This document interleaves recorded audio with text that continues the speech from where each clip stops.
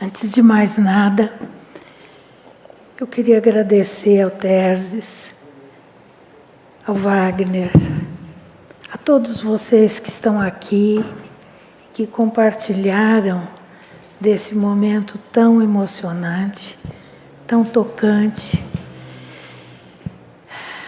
e que eu não sei como é que eu vou falar depois de ouvir tanta coisa bonita. Eu, por mim, ia embora, levando no coração todas essas coisas bonitas e afetivas e verdadeiras que eu sei que partiram de vocês.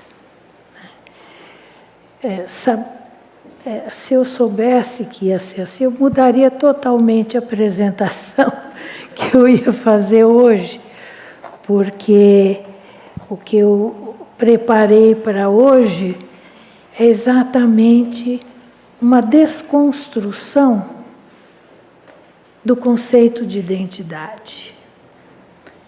Então, vocês vão ver que algumas vezes o feminino vem para mexer nas grandes hegemonias e nos grandes universais.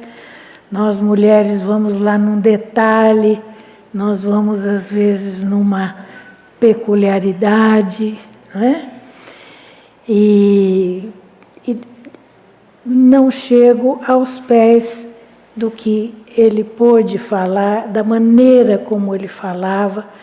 Ele falava de uma maneira extremamente afetuosa e generosa. Eu vou falar aqui para vocês, diferentemente do que eu já apresentei aqui. Eu já falei, eu acho que eu participei de uns 20 episódios aqui. E hoje eu fiz um pequeno trabalho onde eu vou percorrer a noção de identidade, passando por alguns conceitos-chave da psicanálise.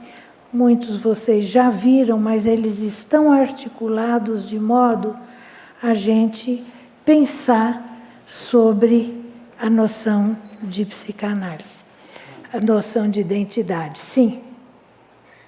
Se você continuar, deixa eu só fazer uma breve apresentação sua. Ah, tá bom. Antes que a Sônia continue, eu quero fazer uma breve apresentação dela. Acho importante vocês saberem que vocês estão diante de uma pessoa que tem 58 anos de vivência na área clínica.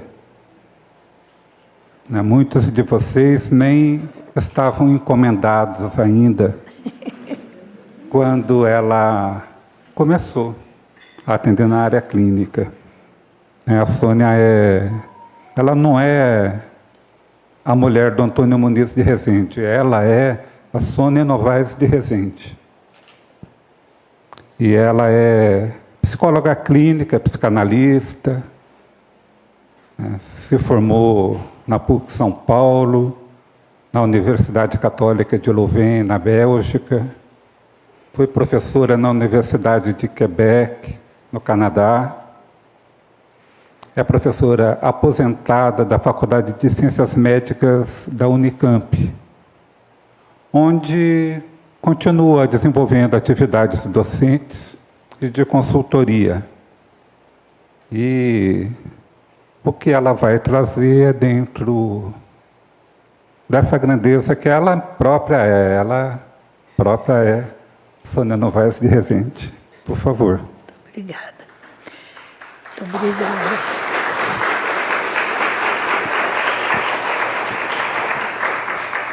Agradeço, gente. Quanto mais passa o tempo, mais eu duvido da minha sabedoria ou da capacidade que eu tenho de compreender o mistério que é a mente humana. E isso é verdade, porque 58 anos de clínica, eu sou da primeira turma de psicologia. Entrei na faculdade, prestei o vestibular em 1962 e em 63 eu comecei a cursar. Comecei a trabalhar em 65 na comunidade terapêutica Infância, lá em São Paulo, com o doutor Di Loreto, que era psiquiatra de crianças, e por 30 anos eu trabalhei com crianças, mães, bebês, tanto na clínica particular quanto no consultório. Então vamos ver a questão da identidade, né? Hoje eu tive um problema no joelho, operei, depois tive um outro problema no pé, e com isso eu tive que deixar de atender crianças. Porque se a criança saísse correndo, eu não ia ter condição de pegar. Então, eu poderia ter tido todos os cursos de psicanálise de criança, ajudei a montar o setor de psicologia e psiquiatria médica lá infantil da Unicamp, mas eu não sou mais uma psicanalista que atenda crianças. Eu posso ter tudo na minha mente, mas a prática eu não tenho mais. Então, o que eu vou falar para vocês, eu vou começar contando a vocês uma pequena passagem muito significativa da filosofia Zen. Zen budista. E eu vou citar de memória, porque eu não achei o livro aonde estava. Então, é uma memória desta passagem. O rapaz chega junto daquele a quem ele chama de monge, e reconhece como monge, e diz: Senhor, desejo também ser um monge. O que devo fazer? O monge que varria o pátio lhe diz: venha morar aqui conosco. Vamos conviver, ver o nascer e o pôr do sol. Vamos nos alimentar, cantar, pensar e sentir. E assim fez o jovem. Qual não foi sua surpresa quando o monge lhe disse: você já contemplou este jardim? Vocês sabem, o jardim japonês é feito de pedras. E o rapaz disse: não, contemple-o. Então foi essa a atividade que o monge deu, além de varrer o pátio, almoçar, jantar, ou seja, conviver com aquele monge. O rapaz indagou: em que hora do dia, por quanto tempo? O monge lhe disse: simplesmente contemple-o. Viva conosco, você saberá. E assim fez o jovem. Durante dias, meses, anos, contemplou o jardim, que era composto de pedras, tendo sempre uma grande pedra em destaque.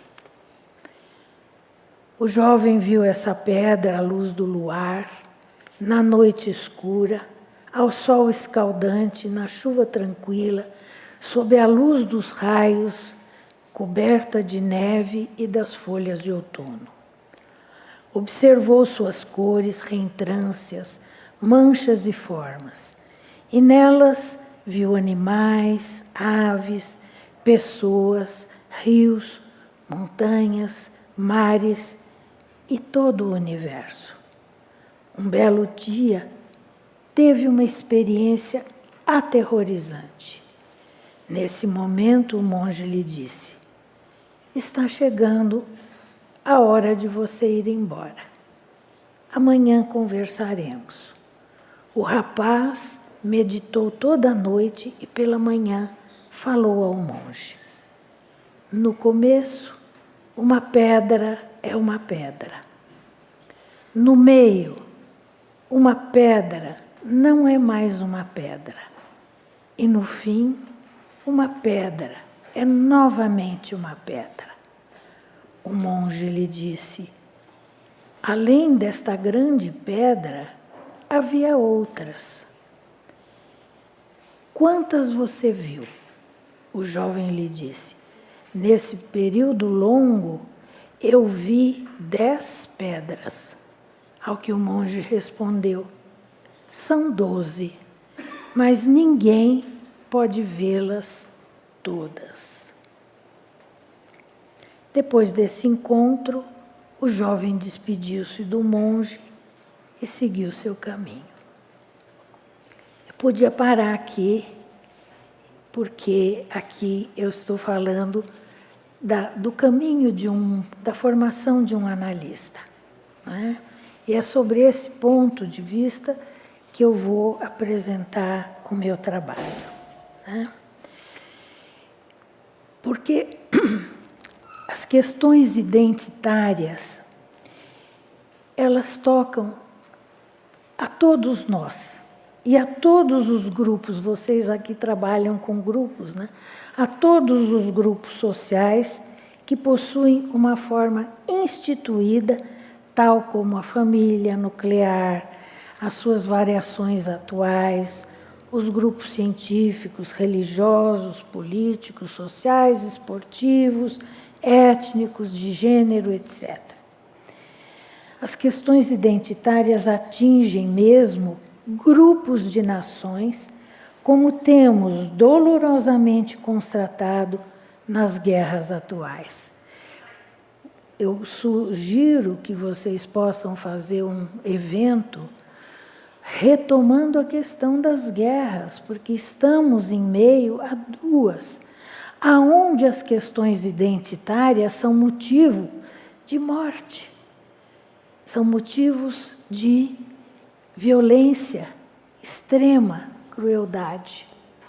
Então, é uma questão realmente para ser problematizada. Ela não é uma questão simples, né?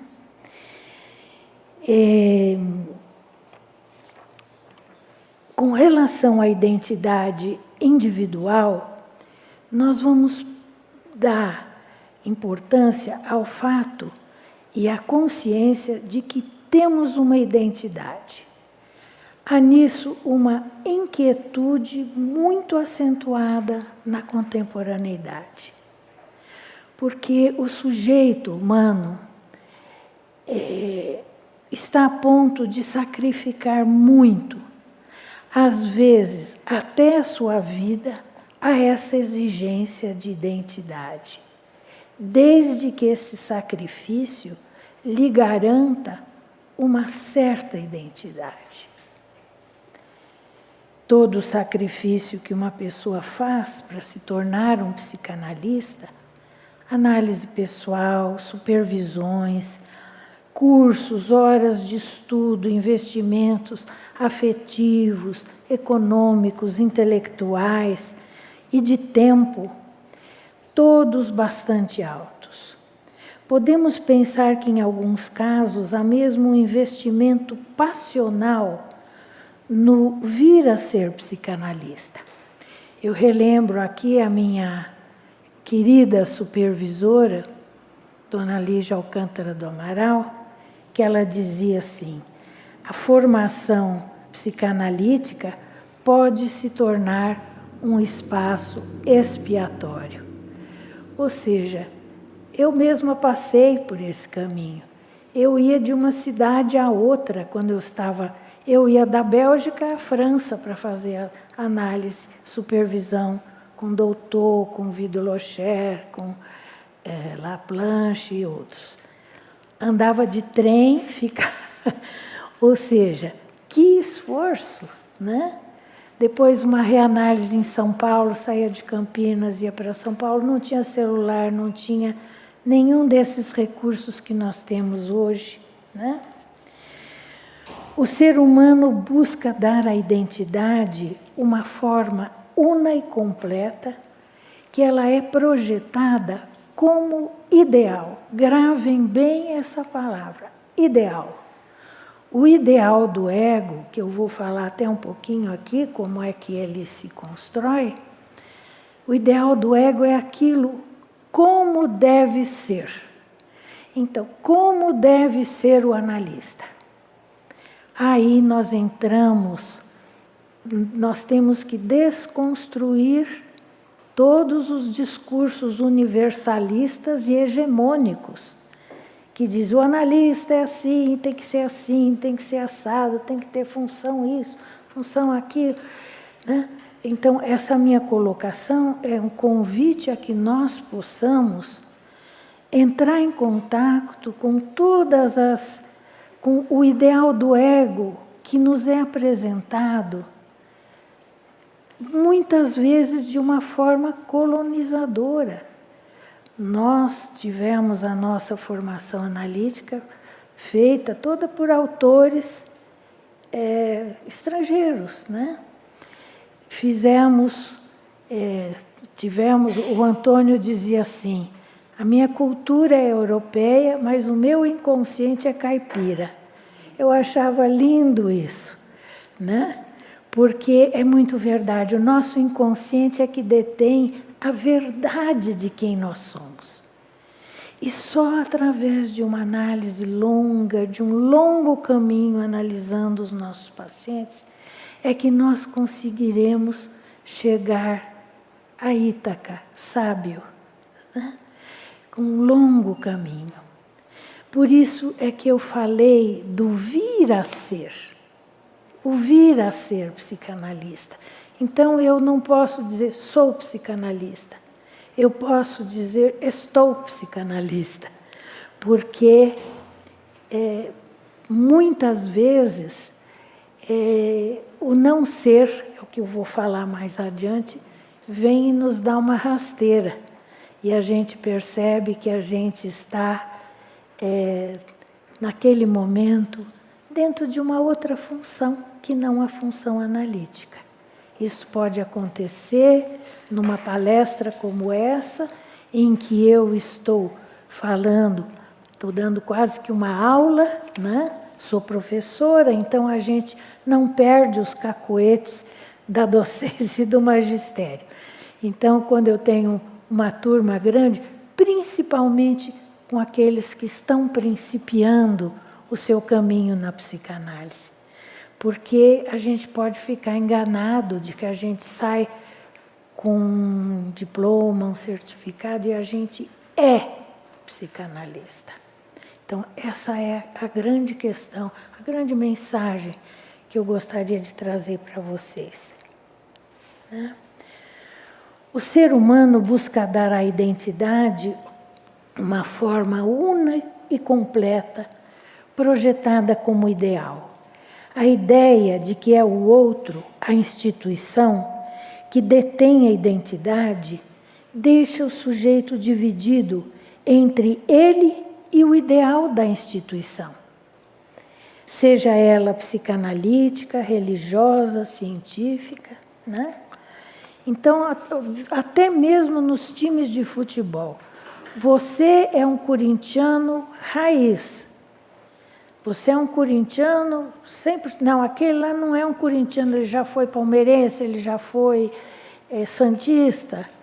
Ou seja, alguém vai sempre achar que tem um monopólio, ele se toma como aquele que conhece o que é a verdadeira condição de ser corintiano, ou de ser psicanalista, ou de ser qualquer lugar identitário que a gente possa ocupar, né? Tiberghien fala de 3 modalidades de questão identitárias que ela resumiu assim. São 3 angústias, 3 situações que muitas vezes ocorrem nas formações psicanalíticas, né? O outro sequestra meu ser, representa o ideal do meu eu, ao mesmo tempo que me despossui. Quer dizer, um medo muito grande de ser, de que a experiência analítica, a experiência de formação, balance a noção que ele tem de quem é ele, a noção do ego. A segunda, o outro, a instituição, me lesa e tira de mim o que me faz ser eu mesmo. O outro, a terceira, o outro me ama, me escolhe por eu ser tão semelhante a ele, ou por eu desejar ser, pensar e agir como ele, que é o vértice narcísico. Édipo e Narciso, nós passamos a vida elaborando, a vida inteira. Essas 3 sofridas formas de afecção nos permitem pensar sobre os sofridos percalços que podem ocorrer na constituição da identidade. Eu evoquei isto aqui porque elas nos ensinam sobre questões que podem nos acompanhar ao longo desse caminho do vir a ser psicanalista e que necessita de constantes elaborações. Por meio da... Tem uma passagem da lógica muito interessante, que é expressa pela fórmula A é A. Isso é da lógica clássica. Nem isso é verdadeiro. Isso é Lacan, que vai trabalhar essa questão muito bem. Já que o segundo A não é igual ao primeiro, pois ele vem em segundo lugar. Ou seja, se já tem um A é A, o outro A já tem um atributo que é o de ser segundo A, né? E eu lembro aqui um filósofo muito querido de Antônio, Heráclito, o homem que entra no rio, quando sai do rio, não é mais o mesmo. Nem ele é o mesmo e nem o rio é o mesmo. Quando ele entra no rio, ele deixa um pouco de si, secreção do seu corpo, o volume do seu corpo, né? Os movimentos que ele faz, ele vai mudar o meio ambiente daquele rio. E quando ele sai, ele leva um pouco daquela água, das folhinhas, dos bichinhos que estavam lá. E da experiência que é ter estado no rio. Então, é muito bonito essa noção, né? Que é um tema filosófico muito importante, que é o tema do mesmo e do outro, que eu vou falar aqui mais adiante. Por meio dessa propriedade, designamos o conjunto de características específicas de determinada coisa, razão, pela qual dizemos que ela é ela. Por esse motivo, a identidade refere-se ainda à capacidade de continuar a reconhecer-se como idêntico ao longo do tempo. Em 1965, quando eu comecei a trabalhar na comunidade terapêutica Anfâncio, eu não era nem formada, né? Até hoje, 58 anos depois, quanta coisa mudou. Eu tenho pena dos meus primeiros pacientes que tiveram tanta generosidade em permanecer em psicoterapia comigo, né? Agradeço os meus supervisores, os meus analistas na época. Mas é tão interessante, porque uma das minhas pacientes era uma paciente psicótica. Ela sabia que eu era principiante. Ela era uma pessoa até bastante diferenciada, e ela foi ser atendida na clínica, escola, e eu fui designada para estar com ela. E tanto na minha análise como na minha supervisão, eu tive a condição de perceber que ela sabia que eu estava em formação e que ela se identificou com esta parte tão desamparada minha, que ela me ajudou. E ela me ajudou a poder cuidar dela. Ela foi uma pessoa generosa. Isso é muito bonito, eu não me esqueço dessa experiência, né? E outras tantas que a gente passa ao longo da vida, algumas a gente consegue trabalhar bem, ajudar a pessoa, há uma evolução, outras a gente não consegue, né? Então, ao longo do tempo, nós vamos mudando a nossa identidade, ao longo do tempo.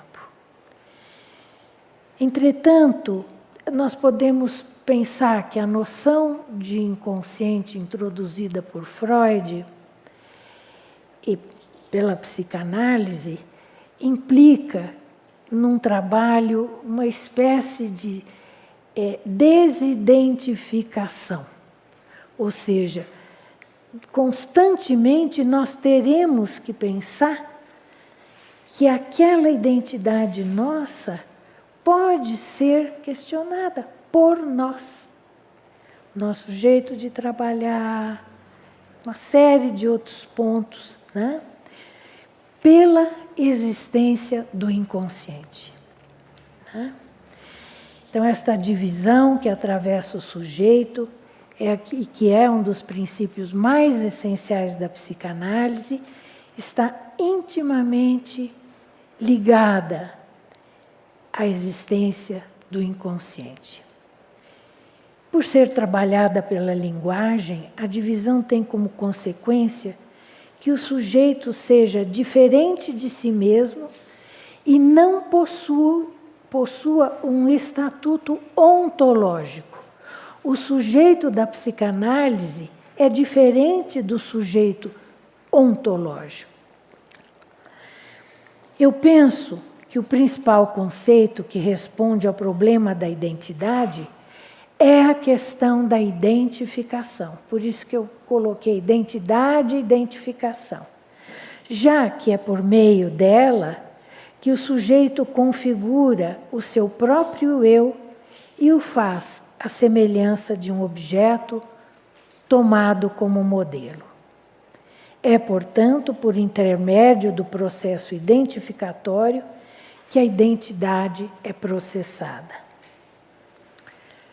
No capítulo 7º de 1921 do livro A Psicologia das Massas e a Análise do Eu, Freud reconhece a identificação como a mais remota expressão de um laço emocional com uma pessoa. A identificação, ela é um processo.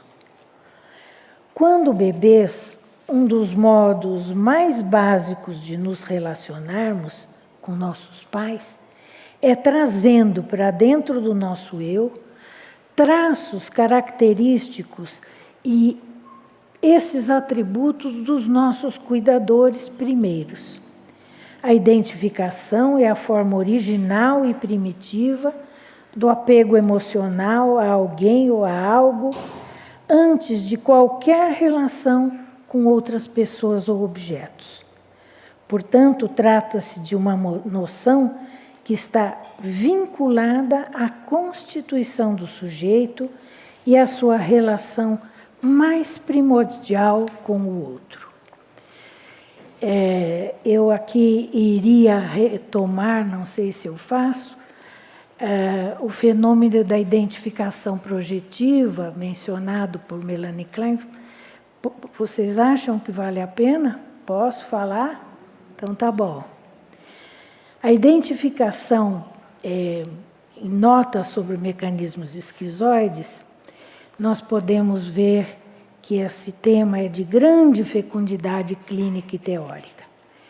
A identificação projetiva pode ser pensada como uma fantasia inconsciente entre a mãe e o bebê, entre o analista e o analisando, podendo ter um caráter mais agressivo ou expulsivo, portanto defensivo, ou um caráter mais comunicativo. Os fenômenos, principalmente os fenômenos de cisão, de splitting, que são fenômenos na base de todas as psicopatologias, os fenômenos de cisão e projeção das diversas qualidades e intensidades estão sempre implicados. Trata-se de uma forma bastante específica de identificação quando o bebê expulsa e projeta na mãe partes do seu self. Estes fenômenos enfraquecem o ego, trazendo confusão e indiscriminação entre o eu e o outro, entre o sujeito e o objeto.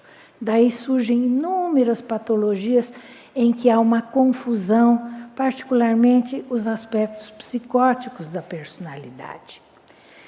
Se a expulsão for de partes consideradas más, há a identificação da persecutoriedade em relação ao objeto.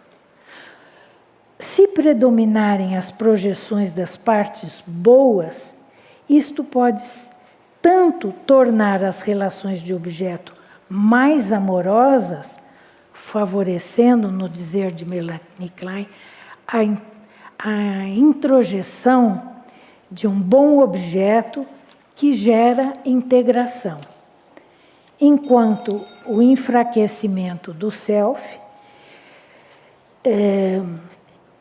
quanto ela pode tanto ser tornar as relações de objeto mais amorosas, quanto enfraquecer o self, caso as projeções das partes boas sejam excessivas. Quando todo o bom está no analista, o self fica empobrecido. Então, meu analista é bom, meu analista é maravilhoso, meu analista sabe tudo, meu analista é 10, etc. Diante desta situação, muitas vezes a pessoa, particularmente que está começando, sente que ele é um nada, que ele é um principiante. Então, é muito importante que nós que trabalhamos com pacientes e que trabalhamos também com transmissão da psicanálise, possamos levar em conta esses fenômenos e trabalharmos a identificação, as identificações projetivas sobre um eu idealizado, né? Então, quando a projeção das partes boas é excessiva, a mãe e posteriormente as demais pessoas podem tornar-se o ideal do ego, favorecendo relações de extrema dependência e o empobrecimento do ego, pois aspectos bons são todos atribuídos a um outro e não podem ser assimilados pelo ego. Os processos de projeção das partes do self para dentro do objeto são fundamentais para o desenvolvimento integrado, bem como para as relações de objeto patológicas. Bion vai fazer uma outra leitura das identificações projetivas muito interessante. Em seu texto, Ataques ao Elo de Ligação, ele desenvolve o ponto de vista de que existe um grau normal de identificação projetiva, normal entre aspas, eu não gosto dessa palavra, mas vamos dizer um grau menos destitutivo, talvez, de identificação projetiva e que está associada, né? E que associada à identificação introjetiva constitui a base sobre a qual repousa o desenvolvimento integrado do ser humano. O Bion faz relatos clínicos descrevendo formas como analisando cindia seus medos e angústias, depositando-os no analista, para que na mente do analista seus temores pudessem ser transformados em angústias toleráveis. Eu lembro aqui de um paciente que, num determinado momento, teve a fantasia de que ele iria jogar ácido no meu rosto. e ficou muito perseguido. Eu vou jogar ácido no seu rosto. E a própria fantasia, na psicose, a fantasia é aquilo que ela representa. Não tem distinção entre o que é fantasia e o que é realidade. Então, eu acolhi aquilo, não é? E falei a ele de que ele podia expressar para mim uma frustração tão grande que ele teve na sua vida com seus pais. Tinha uma história difícil de pai alcoólatra, né? Sobre mim, de que ele podia fazer isso. Trouxe grande alívio para ele o fato de eu acolher isso de uma maneira que não era policialesca, não era moral, não era estética, não era, vamos dizer, no sentido de uma continência, né? Eu não fiquei perturbada com isso que ele disse. Isso estava no fim da sessão, ele saiu, e eu estava me preparando para receber a outra pessoa. Toca a campainha do meu consultório, é ele. Ele disse assim: eu vim para saber se o seu rosto estava mesmo sem ácido. Então vocês veem o poder que tem a fantasia. E eu falei: pois é, você está vendo? Né? Está vendo? Eu estou inteira aqui e amanhã, quando você vier, eu vou estar inteira aqui. Mas você precisava viver esse momento, né? Não me lembro como é que eu falei, mas foi sobretudo o acolhimento e a continência, né?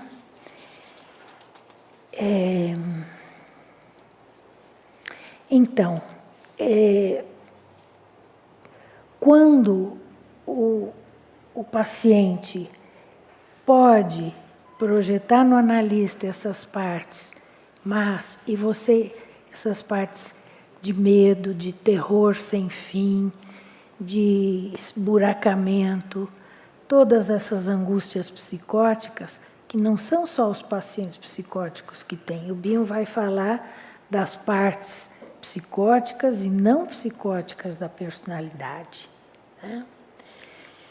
E ele transforma angústias toleráveis e reintrojeta o paciente que pôde transformar uma angústia intolerável numa angústia tolerável, pode reintrojetar este alívio dentro da sua vida psíquica, e quando isto ocorre, o analisando experienciava ter suas angústias contidas. Na identificação projetiva, em que predominam os aspectos agressivos e expulsivos, prevalece o funcionamento psicótico da personalidade. Quando sobressaem os aspectos comunicativos, prevalece o funcionamento não psicótico. As qualidades psíquicas, isso é muito importante, as qualidades psíquicas da mente do analista são fundamentais. Como poder adquirir condições psíquicas para tolerar ser depositário das partes indesejadas e das partes boas do analisando, né? Freud mesmo disse nas 5 lições de psicanálise que ele fez durante a guerra, quando ele esteve na Clark University, ele começou fazendo um método talmúdico. As 4 primeiras conferências ele fez tentando desanimar todo mundo de fazer psicanálise, porque a psicanálise é cara, é difícil, é longa, A gente não cura ninguém. 4 palestras para desencorajar qualquer um de fazer psicanálise. Freud. Aí, isso vem da tradição rabínica. Vocês sabem que na religião judaica, ninguém é convertido. Não se converte ninguém. Então, na tradição judaica, há esse desencorajamento. Ser judeu é difícil, e ele fez isso. Né? Então, quando nós dizemos... e aí perguntaram, Freud, mas como é? Ainda tem alguma coisa que... Né? Ele disse, bom, que vocês ficaram até agora aqui, e que... Então, eu vou dizer para vocês, a psicanálise pode transformar uma dor intolerável numa dor tolerável. Né? Quando nós dizemos somos psicanalistas, o não sou nos dá uma rasteira. No livro do Antônio, Ser e Não Ser, sobre o vértice de O, ele não usa a frase shakespeariana ser ou não ser. Ele usa ser e não ser. Nosso ofício tem a marca da neblina, das brumas, da noite, tende ao esquecimento, ao infinito, ao informe e ao inominável. Então, essa grande... isto era bem característico do pensamento de Antônio. Ele dizia assim, estar aberto aos sinais. Venham eles de onde vier. Né? No sentido de termos uma abertura em relação, né, em expansão. É os sinais que possam levar à expansão do universo mental. Jean Laplanche, a quem eu quero muito, eu estou estudando a teoria da sedução generalizada, que eu acho interessantíssima. Jean Laplanche chega mesmo a dizer que a função analítica é análoga à inspiração. Ele tem seminários que ele fazia em Paris. Durante o inverno, ele dava uns seminários na Sorbonne, ele era filósofo, depois ele fez a formação psicanalítica. Então, ele tem 7 seminários. Um deles é sobre a sublimação e a inspiração. Muito bonito.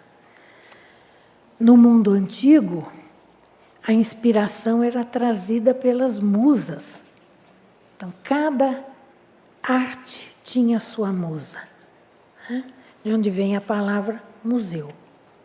Eu brinco que com 58 anos de clínica, eu faço parte do museu vivo da psicanálise, da psicologia também, aqui no Brasil. Né? Ou seja, as musas trazem e as musas levam. Podemos pensar que estamos psicanalistas no momento em que exercemos essas funções e enquanto as exercemos. E muitas vezes o outro nos vê também como psicanalista. Às vezes a gente não está se vendo, mas o outro se vê. Quer dizer, vocês aqui deram uma visão de mim tão mais bonita do que eu acho que eu sou. Faz bem saber que o outro pode me dar um retorno amoroso de mim. O que seria de nós se nós não tivéssemos este olhar amoroso, esse olhar compadecido diante das misérias que a condição humana nos confronta a cada dia. Podem acontecer acontecimentos na vida que impedem o sujeito de exercer a função analítica. Ele pode retomá-la, mas pode também deixar de exercê-la. Tenho duas grandes amigas que estão com Alzheimer, duas grandes analistas, mentes privilegiadas. E isto está acontecendo, a nossa população está envelhecendo. Então, uma das coisas que a gente pensa é: até quando eu poderei exercer a minha função analítica? Vocês são todos mocinhos, os jovens aqui têm uma vida inteira, mas nós que estamos, eu faço 80 anos o ano que vem. E é muito impressionante quando a gente vê o caminho que a gente percorreu. E até quando? Então, esse tema é um tema muito interessante também para um simpósio. O envelhecimento. A população está envelhecendo, nós estamos envelhecendo. E talvez a psicanálise seja uma das atividades que permitam que a gente a exerça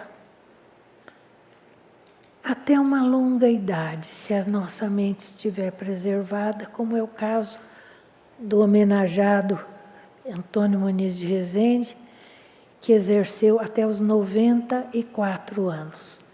Aos 94 anos, ele dispensou a última paciente dele, que não queria ir embora, porque ele não se sentia mais em condições. Então mas ele continuou com as aulas, com as palestras, com os cursos. Uma coisa impressionante, nós estávamos na UTI, ele ia dar, no dia seguinte, a primeira aula de um curso que ele estava preparando sobre a felicidade e a gratidão. Isso era Antônio, isso era ele. E ele dizia: eu sou uma pessoa feliz. Isso era verdade. Eu já não posso dizer o mesmo. Eu sou atravessada pela angústia todos os dias. Eu acho que o feminino tem essa condição, a gente tem, como dizia Lacan, a gente não cessa nunca de se construir, a gente não... As nossas faltas básicas nos colocam diante de nós mesmos de uma maneira muito ímpar, né? Que faz com que a gente não consiga estar identificado a um discurso hegemônico, né? Que é o discurso do falo, o discurso totalizante. A gente está sempre noutro lugar. Como dizem os italianos, la donna è mobile. Né? Você tem 10 minutos. Eu ia aqui falar do Estádio do Espelho, não vai dar tempo, eu vou deixar o meu querido Geraldino a essa tarefa que ele conhece melhor do que eu, né? Porque é um primor para lidar com a questão da identidade e da identificação. O modelo que Lacan traz acrescenta, porque as perguntas de Lacan eram diferentes das perguntas de Melanie Klein, das perguntas de Bion, das perguntas de Winnicott. Ele tinha outras preocupações. Então ele teve, inclusive vivendo ali no meio francês, ele conviveu com Merleau-Ponty, que trabalhou a fenomenologia da percepção, ele conviveu com muitos intelectuais na época que permitiram a ele fazer todo um trabalho de construção do edifício psicanalítico, né? Então, eu acho que o Estádio do Espelho é indispensável de ser dito para que a gente tenha esse tema da identidade e da identificação possa se aprofundar, né? Eu vou passar. Aqui eu vou falar um pouquinho, como eu tenho pouco tempo, eu vou pular uns pedaços. Alain Badiou, que é um psicanalista francês, de origem africana, ele nos convida num texto Descartes-Lacan, da Lavra à Palavra, ele diz, ele nos convida a tolerar o que em mim é diferente do que eu pensava ser, do que eu desejei ser, fazendo uma espécie de paródia do cogito cartesiano que o próprio Lacan fez. O cogito cartesiano, vocês lembram, Descartes disse, ele fez nas meditações todo um caminho para saber o que sobrava, qual era o substrato primeiro, né, do que existia. E ele chegou ao cogito ergo sum. Se eu penso, logo existo. Então, traduzindo de uma maneira bastante coloquial, o que eu penso que eu sou não existe. O que existe é aquilo que eu não penso que eu sou. A existência do recalque nos coloca para sempre como sujeitos divididos entre o eu, o isso e o supereu. Né? Ou seja, nós temos um desconhecimento crônico que todas as nossas ilusões constantes e recriadas nos colocam. O narcisismo está impregnado pelo desejo do outro. Isto porque esta imagem individualizada é produzida por um outro, ou seja, o sujeito reconhece-se a si mesmo a partir do olhar do outro, ou seja, ele começa sendo objeto do outro, até se tornar sujeito um longo caminho. O sujeito, nesse momento em que ele é objeto, ele é mais sua imagem do que ele mesmo. Ele fica inserido no campo do desejo do outro pela via de instituir-se como objeto. Como eu ideal, serve ao outro para encarnar os atributos de perfeição que lhe faltam. Narciso ama o que é para o outro, Narciso sofre por não amar, ele só ama a sua representação. Dessa forma, a identidade surge como sintoma, defesa contra a angústia de não poder saber sobre si.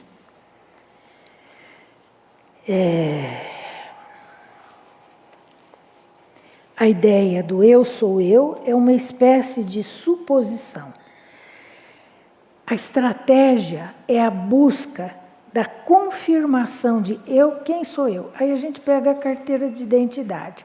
Sônia Novaes de Rezende, sexo feminino, mãe tal, idade tal, nascida em tal lugar. Ou seja, a identidade, a busca da confirmação nos documentos, como a carteira de identidade, onde a instituição dá corpo e existência às substâncias, o sujeito passa então a ver-se como uma identidade institucional.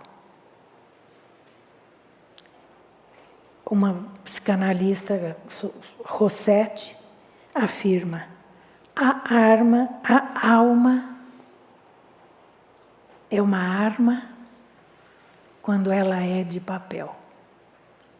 Ou seja, o papelzinho que nós temos, carteirinha de psicanalista.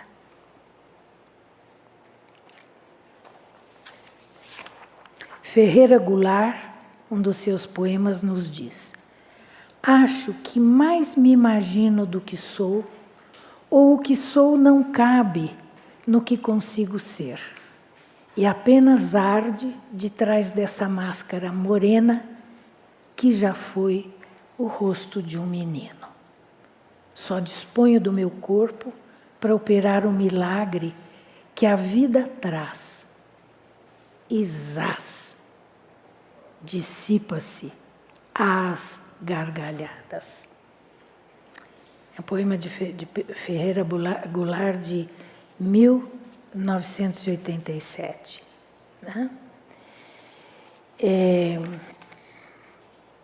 Aqui eu tenho toda uma parte em que eu questiono, trago as questões do vir a ser psicanalista.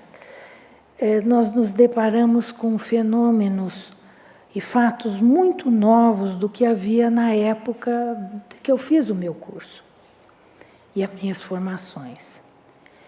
Nós somos impactados por inúmeras informações pelos meios, pelas telas dos nossos computadores, pelas telas dos nossos celulares, da televisão, dos laptops. Nós recebemos mensagens pelos meios digitais que afetam em profundidade as questões referentes aos processos identificatórios. Na minha formação e nos meus estudos, os conhecimentos eram transmitidos por pessoas de forma narrativa, como nós estamos fazendo aqui. Participação em seminários, leituras e discussões, livros, periódicos, casos clínicos, o que permitia uma possível troca entre o emissor e o receptor. Minhas análises pessoais eram presenciais ao longo de, no mínimo, 4 sessões semanais. O mesmo acontecia com nossos analisandos, atendidos eminente e exclusivamente de forma presencial. As supervisões, igualmente fundamentais no vir a ser psicanalista, foram todas presenciais.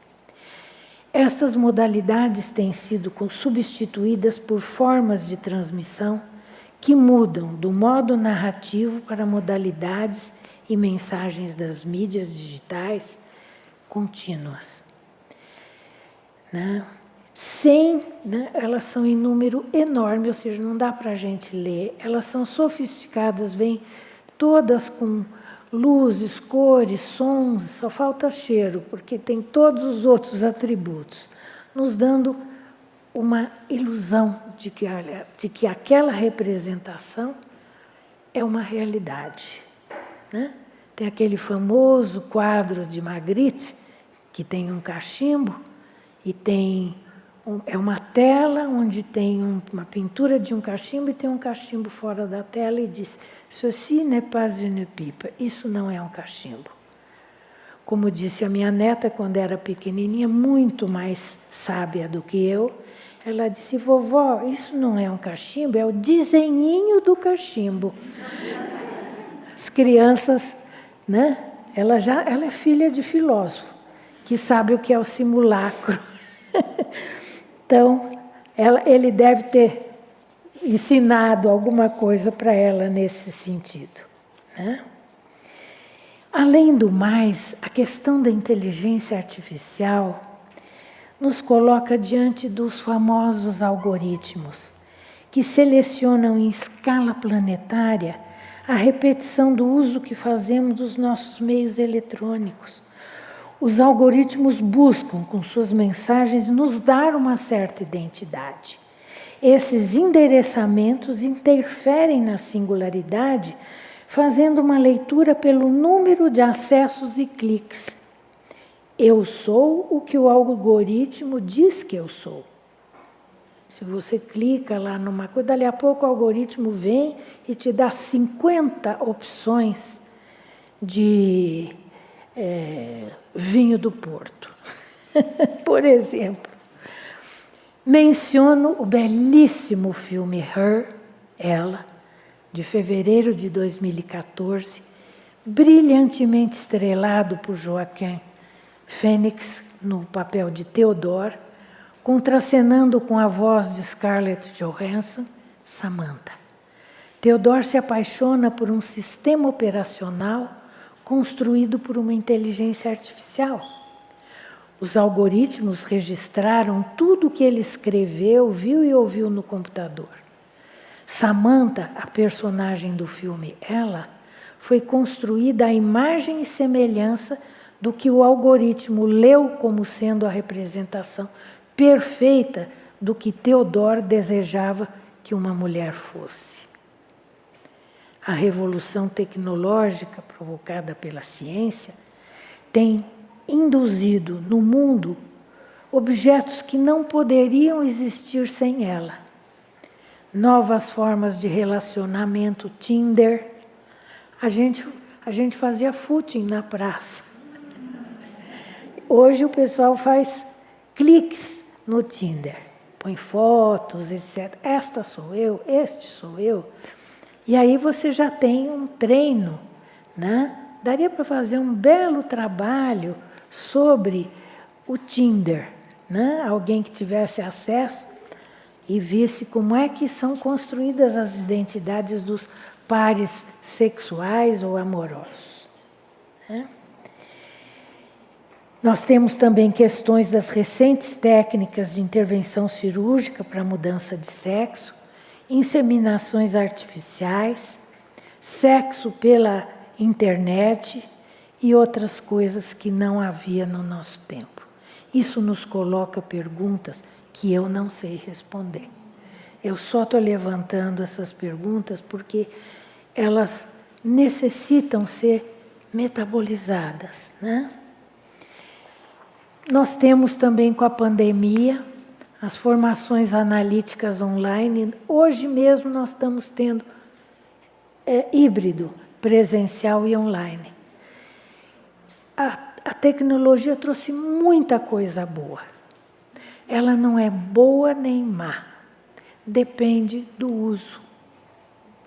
Uma pá, uma simples pá, pode ser usada para a construção civil, para a agricultura, mas ela pode ser usada como uma arma para matar. Então, o eixo, aqui eu lembro o Bion, porque o Bion sempre fala de que não é apenas aquilo, é o uso que é feito de aquilo. Como o meu tempo já estourou,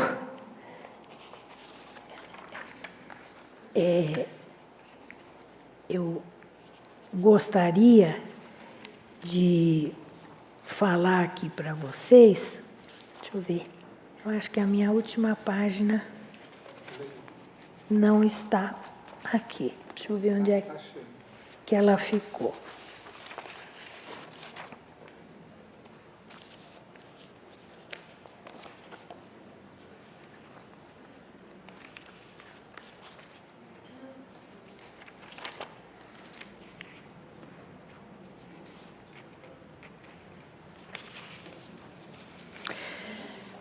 Eu vou terminar, né? O que dizer de um país onde 54% da população é negra, ou seja, não é minoria, e temos tão poucos psicanalistas negros? Isso é uma questão importantíssima. O que dizer do individualismo crescente que acompanha os nossos sistemas socioeconômicos, políticos e científicos? O que dizer dos sistemas de saúde, de ensino e mesmo de formação psicanalítica que se tornaram lugares onde as pessoas são consideradas mercadorias? O que dizer das situações analíticas em que o diálogo se dá sem a presença dos corpos, dos cheiros, dos olhares e dos detalhes que só a presença viva pode trazer? O que dizer dos assim chamados progressos tecnológicos que ocultam elementos de violência e destruição, como drogas e armas com letalidade crescente? Eu diria até uma banalização do mal. O pessoal está lá jantando e vê na guerra as bombas caindo, as criancinhas e os idosos sendo levados para o hospital. Isto fica, muitas vezes, aí dali a pouco entra a propaganda da margarina, dali a pouco entra o jogo de futebol, e isto é diluído né?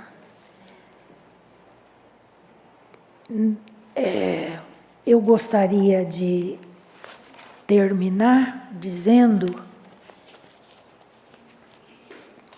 que cabe a vocês, das novas gerações, se haver com estas questões, né? Nós representamos a tradição e vocês representam a inovação. Eu também, aquela minha parte que tem 25 anos de idade, que mora lá no meu imaginário, também se dispõe a fazer, a tentar lidar com estas questões tão desafiadoras. E eu acho também muito bonito poder ver, diferentemente do meu tempo, que o meu analista interpretava que eu estava na universidade como uma defesa para não ser uma psicanalista full-time. Cheguei a ouvir esta pérola como defesa. Para hoje nós vermos os psicanalistas na fábrica, no CAPS, no hospital, no esporte, nas universidades,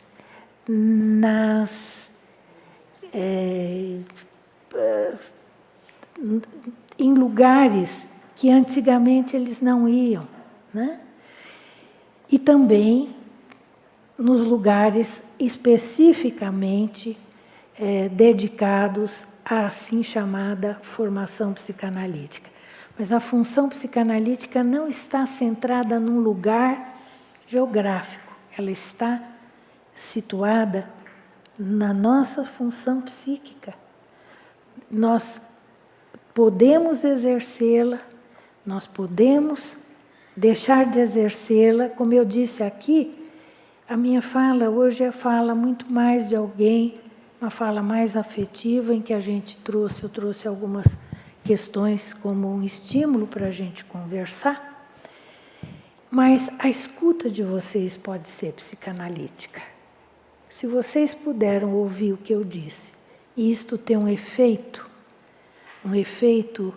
que o Lacan chamava après-coup, ou seja, a posteriori vocês ficarem pensando, mas ela falou isso, ou seja, que isso possa trabalhar dentro da mente de vocês.